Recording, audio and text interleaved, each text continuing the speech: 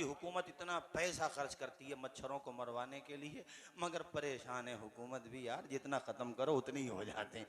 और हज़रत एक बात और अर्ज़ करूँ, क़ारी अब्दुल खलीक साहब आप ही हैं माशाल्लाह। क़ारी साहब एक चीज़ और नोट करने की है, मच्छर वो मखलूक है डंके की चोट पे हमला करता है। आप मच्छरदानी लगा दो, हाँ मच्छरदानी लगा दो, अगर एक भी मच्छर पहलवान की एंट्री अंदर हो गई है तो आप सो के दिखा दियो। फिर गलत तो नहीं कह रहा हूं मैं? और इसके डंक में इतनी पावर है, कभी मलेरिया लेके आता, कभी डेंगू लेके आता, और मैंने सुना कोरोना लाने में भी इसका अच्छा खासा योगदान है। भाई आकिल भाई बोलो जोर से।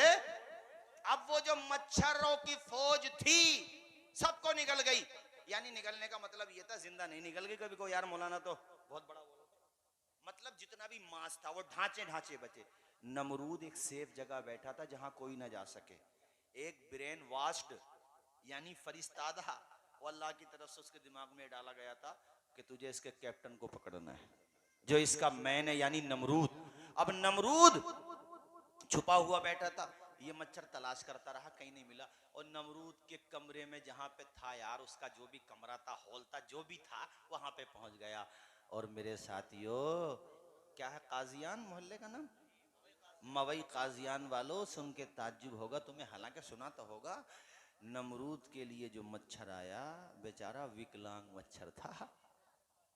अब यार मैंने एक बहुत सही लफ्ज इस्तेमाल किया, मुझे लंगड़ा कहते हुए अच्छा नहीं लग रहा था, क्योंकि उसने बड़ा काम किया था भाई, इसलिए मैंने विकलांग कहा, इज्जत का लफ्ज है। और वो नाक के रास्ते सीधा सर में पहुंचा, और उसने जो धुनाई मचाई है भेजे में जा करके, तो भाई साहब यकीन मानना, जो पब्लिक सजदा करती थी ना, अपने पाँव का जूता बजाती थी सर पे। वो जब जूता मारते थे तो कुछ उस वक्त उसने अपने अपने रुकने के लिए भी उसी में अपना इंतजाम कर रखा था कि इसी जगह रुकना, तो वो जो जितने ज्यादा जूते मारता था उसको इनाम देता था। और देखो एक दिन वो भी आया कि नमरूद मच्छर के जरिए दुनिया से मिटा दिया गया। खुदा ने बता दिया कि खुदा बनने वालों तुम्हारी औकात तो मच्छर के बराबर भी नहीं है। पढ़ो सारे लोग ला इलाहा इल्लल्लाह, जोर से बोलो ला इलाहा इल्लल्लाह। उस माँ का बेटा तरक्की करता रहा, माँ की दुआ का असर देखो। मैं ये कह रहा था कुछ नहीं पता कब किसकी किस्मत का सितारा चमक जाए, और ऐ मालदारों अल्लाह से डरो, कुछ नहीं पता कब किसकी किस्मत का सितारा जवाल पजीर हो जाए।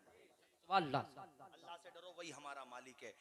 अब उसके भाई की भी तो सुनो, जिसके पास दौलत बहुत थी, धीरे धीरे कारोबार ठप हो गया, और मुख्तसर में ये समझो कि अल मुख्तसर इतना कर्जे में डूब गया कि घर बेच के, संपत्ति बेच के, जायदाद बेच के भी कर्जे से पिंद नहीं कटा, कर्जे से पीछा नहीं कटा, और कर्जदारों ने, कर्ज मांगने वालों ने इतना परेशान किया कि आखिरकार भीख मांगने पे मजबूर हो गया वो बेटा जिसने माँ को और छोटे भाई को ठुकरा दिया था। और जानते हो क्या हुआ?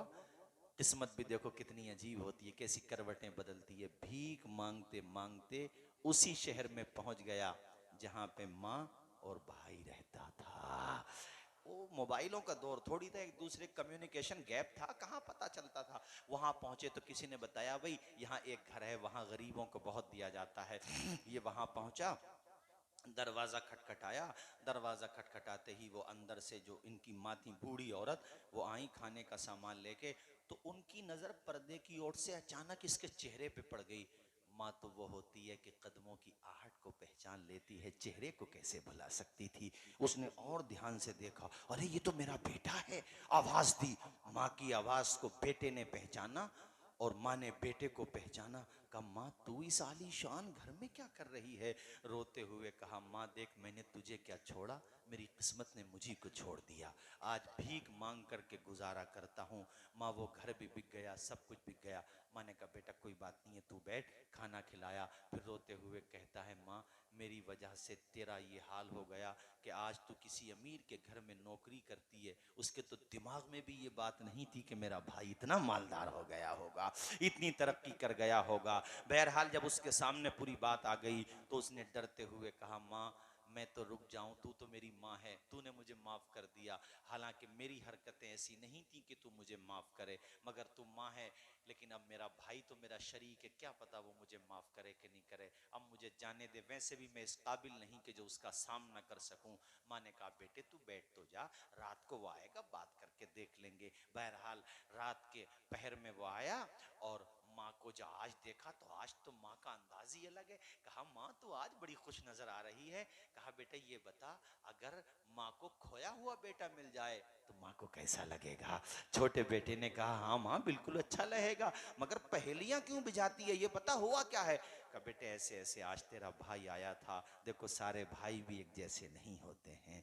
उसने रोते हुए कहा माँ अगर वो घर पे आए थे तुमने रोका क्यों नहीं, बुरा वक्त था गुजर गया, अल्लाह ने हमें पहुँच दिया है, हम अपने घर पे रखते उन्हें। कहा बेटे मैंने घर पे ही रोक लिया, फुला कमरे में जाके देख वो आराम कर रहे हैं। मगर वो भी आराम नहीं कर रहे थे, नींद कहाँ आ रही थी। इतना जैसे ही कहा वो आगे बढ़ा तो उसने भी दरवाज़ा खोला, बाहर निकल आया, मगर शर्म की वजह से निगाहें झुकी हुई थी और अपने छोटे भाई के पाँव की तरफ गिरने लगा। ये सम्मान भी होना चाहिए। छोटे भाई ने गिरने नहीं दिया, बाजू थाम लिया, कहा नहीं मकाम तुम्हारा ही बड़ा है, रुतबा तुम्हारा ही बड़ा है, तुम बड़े हो। और उसके बाद कहा कि अब तक जो हुआ वो बीत गया, तुम मेरे भाई हो। अब तक तुमने जो माँ के साथ नाफरमानियां की हैं, खुदा ने तुम्हें मौका दिया है फर्मा बरदारी करने का, बाहर का कारोबार संभालने के लिए तुम्हारा भाई है। माँ के आंचल के साए में रहो, खूब खिदमत करो, माँ को राजी कर लो, मेरा भी बेड़ा पार है और इंशाअल्लाह तुम्हारा भी बेड़ा पार होगा। ये माँ हो। अब बस मैं बायजीद बुस्तामी का वाकया मुकम्मल करूं। यार भले आदमी हो, तुम तो ऐसे सुन रहे हो, फजर की नमाज पढ़ने का इरादा तुम्हारा यहीं पर। अरे बताओ फजर की नमाज तक सुनोगे? अगर मैं तकरीर करूं 4 बजे तक सुन लोगे? हाथ उठा के बताओ सुन लोगे? यार नहीं भाई सही कह रहे थे भाई, माशाल्लाह। ये हमारे बड़े खास दोस्तों में है माशाल्लाह, इन्होंने इस बस्ती के बारे में जैसा बताया मैंने उससे कहीं अच्छा पाया आप लोगों को। मगर 4 बजे तक नहीं भाई, अजीज उतना ही रखो कि दिल बहल जाए, अब इतना भी ना चाहो किसी का दम निकल जाए। हमारे नाज़िम साहब अल्लाह उम्र में बरकत अता फरमाए, बायजीद बुस्तामी ने वो पानी का प्याला लेके ऐसे ही खड़े हैं। सुबह को जब आजान हुई माँ की आंख खुली, कहा बेटे तू यहाँ पे क्यों खड़ा? कमारा तूने पानी मांगा था ना, तब से ही खड़ा हूँ यहाँ पर। हाय हाय हाय हाय यार, माँ के लिए तुम फर्मा बरदारी का जज्बा पेश करो ना, माँ खुशी में रोने लगती है। आंसू आ गए, पानी पिया, फिर चिमटा लिया अपने बेटे को, उम्र ही क्या थी अभी, और चिमटा के कहा बेटे तू रात में मुझे उठा देता ना, कोई बात नहीं थी, मेरी आंख लग गई थी, तू उठा देता। कम्मा नहीं, तू तो कितनी रातों को जागी है हमारे लिए माँ, एक रात अगर मैं जाग भी लिया तो क्या हो गया। इतनी प्यारी बात कही। अब माँ ने हाथों को उठाया और वो सहर का वक्त था, रोते हुए कहा मालिक मेरे बेटे को अपना वली बना ले, या अल्लाह मेरे बेटे को अपना बंदा, नेक बंदा बना दे। ए लोगों, माँ की दुआ का असर देखो कि बायजीद बुस्तामी सिर्फ वली ही न बने, अपने दौर में बड़े बड़े वलियों के सरदार बने हैं। कौन नहीं जानता बायजीद बुस्तामी को, कितने कुफरिस्तान में गए और इस्लाम फैला दिया उन्होंने। वो हैं हजरत